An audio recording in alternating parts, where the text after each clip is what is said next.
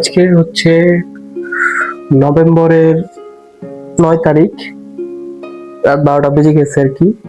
তো আজকে ঢাকাতে এত পরিমাণ শীত পড়ছে যে আমার কানটুপি পরে ল্যাপটপের সাথে বসতে হচ্ছে।